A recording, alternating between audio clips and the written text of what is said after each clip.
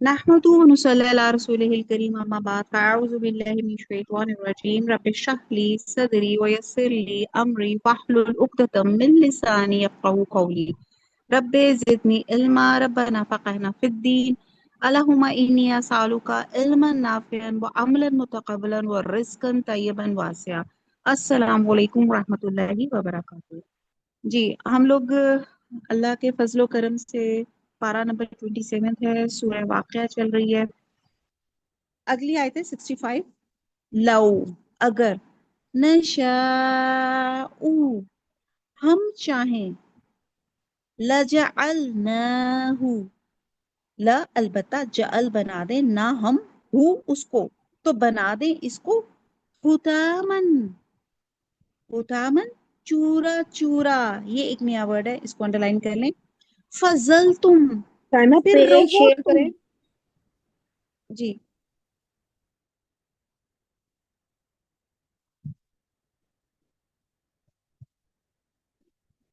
फजल तुम, फिर रहो तुम। तफक्कहून, तफक्कहून, बातें मनाते। अब फजल तुम होता है तुम सारे दिन, तुम हुए, तुम हो गए, जल जलूल, ठीक है। और तफक्कहून, तुम बातें बनाते हो, तुम ताज्जुब करते हो। तो बा मुहावरा हो गया आयत नंबर 65। अगर हम चाहें तो इसे चूरा चूरा कर दें और तुम बातें बनाते रह जाओ। आयत नंबर 66। इन्ना, बेशक हम, ला मुगरमून, मुगरमून, तावान में फंस गए, मुगरमून, कर्जदार। इगराम से लफ्ज है कि कि हाय हम तो मुफ्त तावान में फंस गए। बल नहनु, बल्कि नहनु हम, महरूमून, महरूमून, बेनसीब है, महरूम जिसको कहते हैं आप, बल्कि हम हैं ही बेनसीब। 67 आया था। अफराई तुम, अफराई तुम, ये फिर रिपीट हुआ। आ क्या, फ बस रॉ, देखा, तुम क्या भला देखा तुमने, अलमा, पानी, अल्लजी, वो जो, तशराबून, तशरबुन, शराब से जो तुम पीते हो। आयत नंबर 68 का बा मुहावरा। भला देखो तो कि जो पानी तुम पीते हो, आ अंतुम, क्या तुमने, अनजल तुमुहु, नाजल किया इसको, मिनल मुजनी, मुजन बादल से, बादल, अम या, नहनु हम, अल मुंजिलून, मुंजिलून नाजिल करने से, नाजिल करने वाले हैं।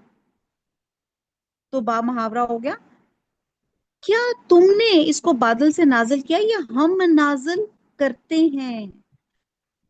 गौर फिक्र करें। अल्लाह ताला फरमाते हैं कि बीज के ऊपर भी डिफरेंट स्टेजेस आती हैं। मसलन जिस जमीन में बीज डाला जाए, इसमें अल्लाह शोर पैदा कर दे, नस्ल कमजोर हो जाए, जर्द पैदा हो, वो जो होता है ना, पानी बहुत ढेर सारा हो जाए, यानी कि अ, फसल की फर्टिलिटी गड़बड़ हो जाए। और आप देखें कि वो बीज अच्छा ना हो, फसल जो है वो उतनी ग्रोथ ना कर सके, या उसमें कीड़ा लग जाए, या उस पे कोई अर्जी समावी आफत आ जाए, यानी कि कोहर आ जाए, बारिश आ जाए, तूफान आ जाए, या किसी वजह से फसल की नशोनुमा रुक जाए। आप देखते हैं कि समटाइम्स लहलहाते खेत जर्द पड़ जाते हैं। तो अल्लाह सुब्हानहू तआला फरमाते हैं कि तुम में से किसी को इख्तियार है कि फसल को इन मुसीबतों से बचा ले। अगर तुम खुद भी अल्लाह ताला की मेहरबानी से पैदा हुए और अल्लाह ताला ही की मेहरबानी से तुम्हें खाने को मिलता है, फिर इसके सामने तुम्हारी अक्कड़ और सरताबी का मतलब क्या है। हम लोग आयत नंबर 65 से 67 तक हम पढ़ रहे थे, जिसमें हम लोगों ने भी पढ़ा है कि जमीन में हम जो बीज बोते हैं, उससे एक दरख्त जमीन के ऊपर नमूदार होता है। और आप देखते हैं कि बीज एक बेजान चीज है, उस बेजान चीज से एक जिंदा चीज, प्लांट या कोई पौधा या कोई दरख्त को निकल आता है। تو یہ سارے پروسیس میں زمین کے اندر وہ قوتیں، وہ انرجیز، یہ اسٹرینتھ کون دیتا ہے اللہ کے سوا، کہ وہ بیچ زمین پھاڑ کر باہر نکلتا ہے اور ایک تناور درخت بن جاتا ہے. اور پھر اسی طرح کھیتی کو سرزو شاداب کرنے کے بعد جب وہ پکنے کے قریب ہو جاتی ہے تو اللہ چاہے تو اسے خشک کر کے ریزہ ریزہ کر دیں. یہاں پہ لفظ ہے نا، ریزہ ریزہ. اور یہ آیت نمبر اس میں ہے، یہاں پہ آپ دیکھیں کہ تحرسون، ہرس جو تم بوتے ہو اور جو تم اگاتے ہو، ٹھیک ہے، اگر ہم چاہیں تو اس کو کیا کر دیں، حطامن، چورا چورا کر دیں، ٹھیک ہے، اور تم حیرت سے منہ ہی تکتے رہ جاؤ. ٹھیک ہے. اور یہ اللہ تعالیٰ کا بڑا احسان ہے کہ اللہ تعالیٰ، اور پھر ہم یہ دیکھتے ہیں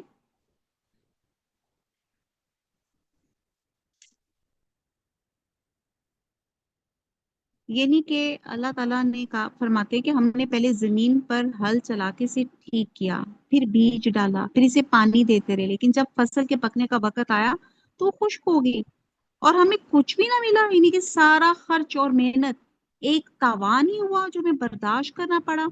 تاوان کا مطلب یہاں پہ ہو رہا ہے کہ انسان کو اس کے مال یا محنت کا معاوضہ نہ ملے اور یوں ہی ضائع ہو جائے، یا زبردستی اسے وصول کر لیا جائے اور اس کے بدلے میں اسے کچھ نہ دیا جائے. تو اللہ سبحانہ تعالیٰ اس لیے فرما رہے ہیں کہ اس احسان پہ ہماری اطاعت کر کے ہمارا عملی شکر ادا کیوں نہیں کرتے ہو، اور انہی چیزوں میں پڑے رہتے ہو کہ یہ اپنے تکبر میں پڑے جاتے ہو. تو اللہ تعالیٰ چاہے تو وہ بیج ضائع بھی ہو سکتا ہے، وہ محنت بھی ضائع ہو سکتی ہے اور آئندہ کھانے کو بھی نہ کچھ ملے. تو یہاں پہ اس تاوان کی بات کی جا رہی ہے اور کہا جا رہا ہے کہ اللہ کی طرف رجوع کرو اور اسے اللہ کی طرف سے ایک وارننگ سمجھو. ٹھیک ہے جی. آیت نمبر ہم نے آگے 67 اور 68 اور 69 میں ہم نے پانی کی جو تھی وہ فضیلت دیکھی، اور وہ بھی ہم نے بہت جگہ بہت ڈیٹیل سے ہم نے یہ پڑھا کہ بھلا دیکھو تو جو پانی تم پیتے ہو، کیا تم اس کو بادل سے نازل کیا یا ہم نے نازل کیا؟ تو آپ دیکھیں کہ یہاں پہ بھی انسان بے بس ہے. پانی ایک امپورٹنٹ انگریڈینٹ ہے ایک انسان کے لیے، یعنی کہ لیونگ تھنگس کے لیے. آپ دیکھیں جو انسان کی پیدائش بھی ہوتی ہے وہ بھی ایک پانی کے قطرے سے ہوتی ہے، اور زندگی باقی بھی جو ویجیٹیشن ہے اس کے لیے بھی پانی کتنا امپورٹنٹ ہے. اور یہ پانی کہاں سے آتا ہے؟ پہلے اللہ تعالیٰ نے زمین اور آسمان علیحدہ علیحدہ بنائے تھے، پھر ان دونوں کو آپس میں سنک کر دیا، آپس میں ہارمونائز کر دیا، ایک دوسرے کو اسسٹ کرتے ہیں. تو اسی طرح پراپر واٹر سائیکل بنتا ہے. اور کس طرح اللہ تعالیٰ پانی کے یہ جو اس میں آپ کا جو پانی اکٹھا ہوتا ہے، اور جب یہ کلاؤڈز میں منو پانی لے کے، کلاؤڈز ہوائیں اس کو لے لے کے گھوم رہی ہوتی ہیں، اور جہاں اللہ کا حکم ہوتا ہے وہاں پہ برستا ہے. تو اسی لیے اللہ تعالیٰ فرما رہے ہیں کہ یہ جو تم پانی پیتے ہو، کیا تم نے اس کو بادل سے نازل کیا؟ جائیں ہم ذرا کہیں ناردرن سائڈ پہ، کسی سائڈ پہ جہاں پہ بادل جاتے ہیں، بادلوں کو پکڑیں اور پکڑ کے نچوڑ کے اس میں سے ایک گلاس پانی نکال کے دکھائیں. جب تک اللہ کا حکم نہیں ہوگا. یہ اللہ کا حکم ہے کہ وہ اسی بادل سے پانی، اور یہ پیچھے جو ہم نے ٹرم پڑھے تھے نا، کلاؤڈ برسٹ، تو یہ اللہ کی مہربانی ہے کہ وہ ایک دم انڈیل نہیں دیتا، آہستہ آہستہ کر کے جہاں پہ سمجھتا ہے زیادہ کرتا ہے، جہاں پہ جاتا ہے وہ بوندا باندی کر دیتا ہے. تو یہ سب کچھ اللہ کے اختیار میں ہے. پھر ایک اور بات جو آیت نمبر 70 میں ہے، لو اگر نشاء ہم چاہیں، جعلناہ ہم بنا دیں اس کو، اجاجن، اجاجن کھاری، اس کو انڈر لائن کر لیں، فلولا پھر کیوں نہیں، تشکرون تم شکر کرتے. با محاورہ ہے اس کا. آیت نمبر 70، اگر ہم چاہیں ہم اسے خالی کر دیں پھر تم شکر کیوں نہیں کرتے. اب یہ پانی کی بات کی جا رہی ہے. آبی بخارات تو کھارے پانی کے ہوں اور بارش کا پانی خوشگوار ہے. تو یہ اللہ کی بہت بڑا جس کو کہتے ہیں نا، میں بہت دفعہ اس کو ایکسپلین کر چکی ہوں، یہ اللہ تعالیٰ کا قدرت کاملہ میں بہترین بڑا کرشمہ ہے، بلکہ ہر چیز اللہ کے کرشمہ ہے۔ آپ دیکھیں کہ اس وقت میں بار بار یہ بتاتی ہوں کہ اگر ہم جغرافی میں سے ہم دیکھتے ہیں تو ہمارا دنیا میں ایک حصہ لینڈ اور 3 حصے پانی ہے۔ آپ سوچیں، ہمیں سمجھ آتا ہے کہ لینڈ بہت زیادہ ہے، تو آپ سوچیں کہ وہ لینڈ ایک حصہ ہے تو 3 حصے پانی ہے، اور وہ 3 حصے پانی جو ہے اللہ کے حکم سے وہ کھارا پانی ہے۔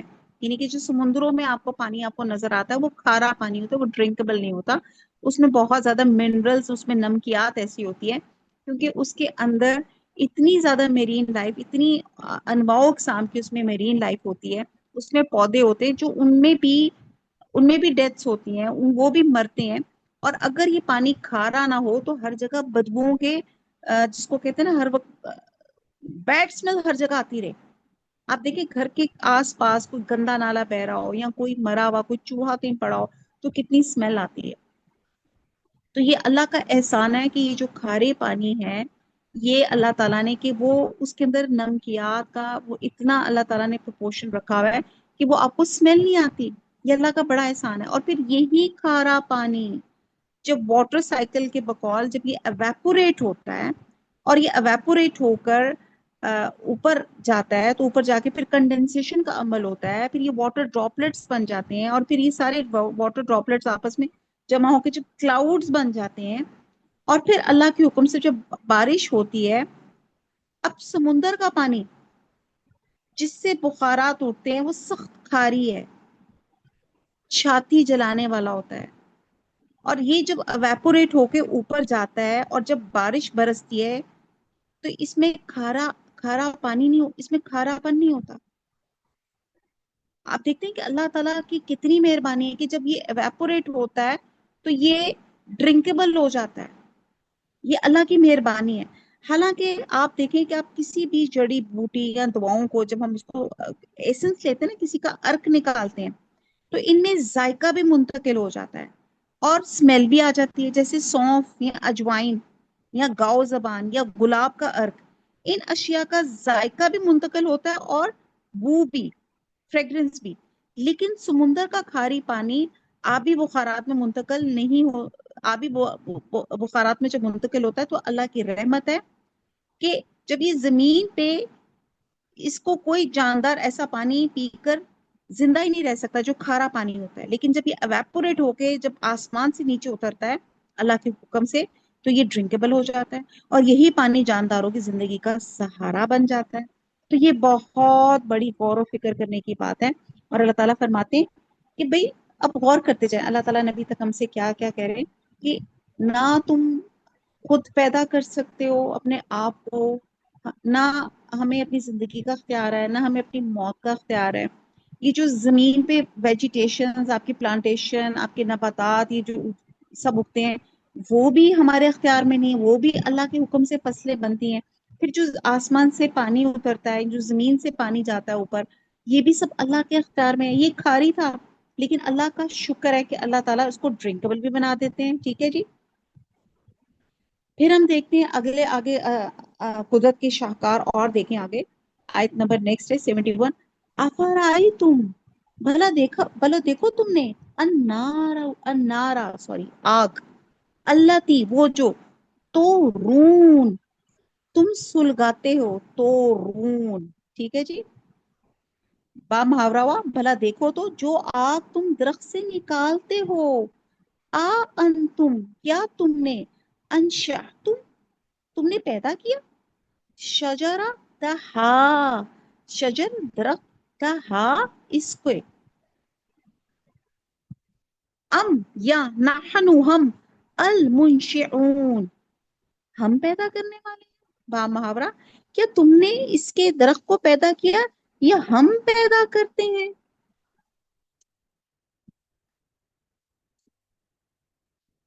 اب آیت نمبر 71 اور 72 میں مزید غور و فکر کی اللہ تعالیٰ دعوت دے رہے ہیں کہ بھلا دیکھو جو آگ تم درخت سے نکالتے ہو، کیا تم اس درخت کو پیدا کیا یا ہم نے پیدا کیا؟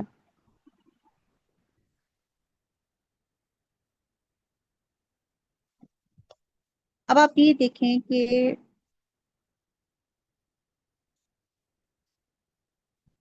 درختوں کا سب سے جو بڑا فائدہ ہے وہ آگ کا حصول ہے. یہاں اللہ سبحانہ تعالیٰ نے جو ایک اور نعمت بتائی کہ تم آگ جلاتے ہو. پہلے کیا کیا نعمتیں ابھی تک بتائی؟ ویسے تو اللہ کی انگنت نعمتیں. پہلے تو انسان کی تخلیق، پھر یہ پودوں کی جو تخلیق، پھر یہ جو اللہ تعالیٰ آسمان سے پانی برسا رہے ہیں، اور پھر اب یہ درخت. اب درختوں کو دیکھیں تو کمپلیٹ پیکج ہے. اس میں سے ہم کتنے فائدے حاصل کرتے ہیں، اور جس میں سے ایک جو فائدہ ہے کہ ہم آگ جلاتے ہیں. آگ جلانا اور اس سے فائدہ حاصل کرنا صرف انسان کا کام ہے. دوسرا کوئی جاندار مخلوق یہ کام نہیں کر سکتا. جانور، نباتات وغیرہ جس حال میں ہوتے اسی حال میں کھا لیتے ہیں. جس طرح ان کو زمین سے نکلتا ہے، جس طرح ان کو پرووائڈیڈ ہوتا ہے، اسی طرح اس کو اپنا کھا لیتے ہیں. جبکہ انسان تمام سبزیاں، غلہ، گوشت، ان سب کو آگ پہ پکا کے کھاتا ہے. پھر آگ سے انسان کئی قسم کی دھاتیں جو ہیں، آپ کے جو میٹلز ہیں، ان کو میلٹ کر کے، ان کو ڈھال کر استعمال میں لے کر آتے ہیں. پھر مشینریاں اور آپ دیکھیں کہ چیزیں بنتی ہیں. اگرچہ آج کل آگ تیل، پیٹرول اور گیس وغیرہ سے بھی حاصل کی جاتی ہے، مگر آج سے 2 صدی پیشتر تک آگ حاصل کرنے کا واحد ذریعہ درخت تھے.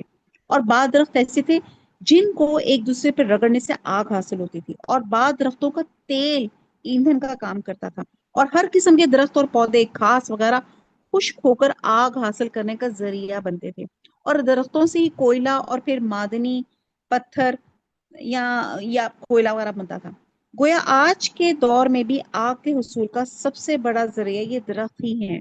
اور درختوں کو پیدا کرنا اور نشو نما دینا یہ صرف اللہ کا کام ہے، جس میں کسی دوسرے کا عمل دخل نہیں، کسی کا اختیار نہیں. اگر انسان سمجھے تو درختوں کے پیدائش کی فی الحقیقت اللہ کا بہت بڑا احسان ہے. اور ان درختوں سے جو ہم فائدے حاصل کرتے ہیں، وہ بھی اللہ تعالیٰ کا بہت بڑا احسان ہے.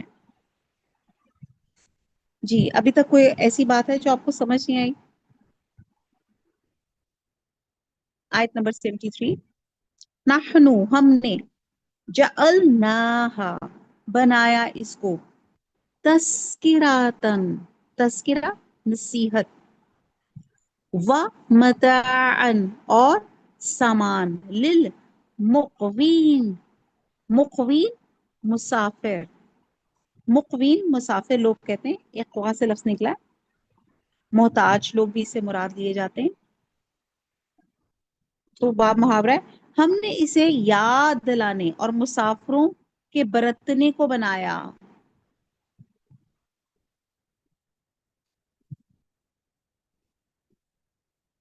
اور 74 بھی ساتھ کر لیتے. فسبے، تو تسبیح کرو، بسمی، بسمی نام کی، ربی کا، اپنے رب کے، العظیم، عظمت والا، بزرگ. تو با محاورہ ہے، تو تم اپنے پروردگار بزرگ کے نام کی تسبیح کرو. اچھا جی، مقوین القوا، اس کا معنی ہے بھوک، یعنی کہ بھوکا رہ کے رات گزاری. ٹھیک ہے. اور اس کا ایک مطلب یہ بھی ہوتا ہے کہ کم بارش کا سال، القاویہ. اور ایک تقاوا کا مطلب یہ بھی ہوتا ہے بارش کی قلت یا افراد، جس سے فصل تباہ ہو جائے اور قحط نمودار ہو جائے. اور تقاوا قرضے وہ ہوتے ہیں جو ایسے قحط کے سال میں حکومت ذمہ داروں کو خاص شرائط پہ دیتی ہے. اور تقاوا بمعنی بھوکے رات بسر کرنا، اور قوت لا یموت، یعنی کہ خوراک کی اتنی مقدار، کم مقدار جسے انسان بس زندہ رہ سکے. تو مقوین کا مطلب ہے قوت کی احتیاج، یعنی کہ سفر کرتے ہوئے جو خانہ بداش لوگ ہوتے ہیں، جو رزق کی تلاش میں ادھر ادھر گھومتے پھرتے ہیں. تو ایسے لوگ درختوں کی لکڑیوں سے عارضی مکان بھی کھڑے کر لیتے ہیں اور ایندھن بیچ کر اپنی دوسری ضروریات بھی پوری کر لیتے ہیں. تو یہاں پہ ان کی بات کی جا رہی ہے. تو پھر اللہ تعالیٰ فرما رہے ہیں کہ تم اپنے پروردگار کے نام کی تسبیح کرو.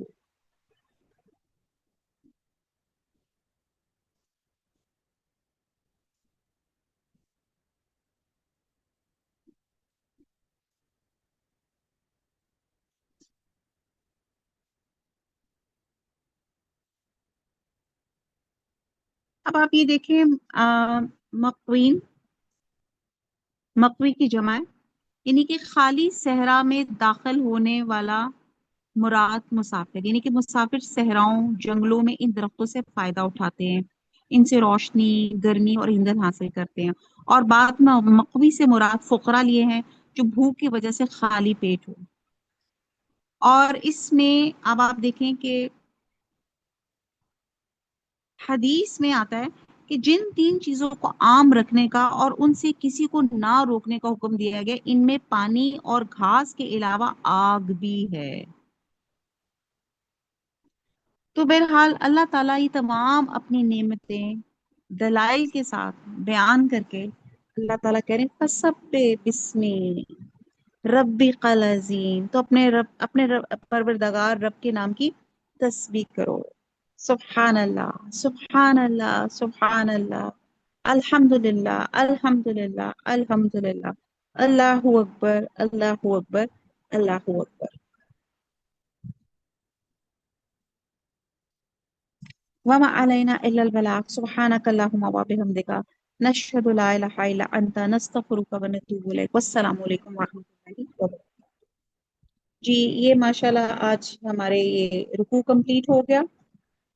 इंशाल्लाह ताला अगली जो हमारी क्लास होगी उसमें हम फिर इससे ऑनवर्ड अब इंशाल्लाह शुरू करेंगे। कोई सवाल आपने पूछना है तो पूछ लें, क्योंकि अक्सर मुझे जब मैं क्लास बंद करती हूँ ना तो फिर सवाल आ रहे होते हैं कि आप एकदम ही बंद कर दिया।